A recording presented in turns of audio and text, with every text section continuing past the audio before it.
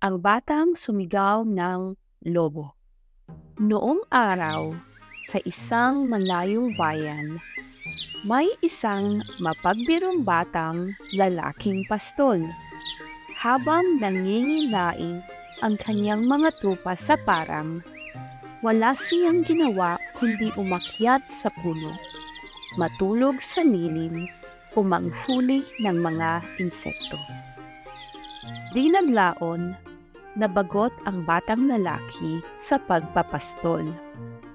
Para aliwin ang sarili, tumakbo siya pababa ng parang at nagsisigaw, "Lobo! Sinugod ng mga lobo ang mga tupa ko!"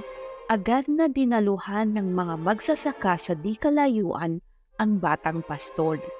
Ngunit laking dismaya nila nang wala silang makitang lobo. Aliw na pinagtawanan ng batang pastol ang mga tao. Galit na umalis na lamang ang mga magsasaka. Pagkatapos ng ilang araw, ay nainip na naman ang batang pastol. Muli, tumakbo siya sa bukid at sumigaw na sumugod na naman ang mga lobo at nilalapa ang kanyang mga alaga. "Totoong sinugod ng mga lobo ang aking mga tupa! Saklolo!" Muli, dumalo ang mga tao, ngunit wala na naman silang nakitang lobo. Dahil naisahan na naman niya ang mga tao, tumawa ng tumawa ang batang pastol. Isang araw sa parang, may dumating na mga lobo.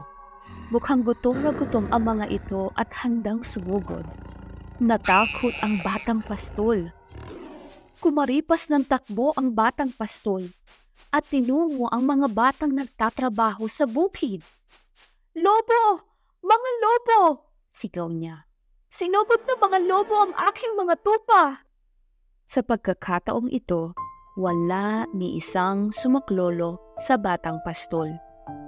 Nagpatuloy lamang ang mga magsasaka sa kanilang ginagawa. Alam nila, iisahan na naman sila ng pastol. Pagbalik niya sa parang, nakita ng batang pastol na tangay na ng mga lobo ang lahat ng kanyang mga alaga. Nanlumo siya. Ngayon ay wala na siyang aalagaang tupa. Ang aral ng kwento ay huwag magsinungaling. Dahil kapag nagsabi ka ng totoo, wala nang maniniwala sa iyo.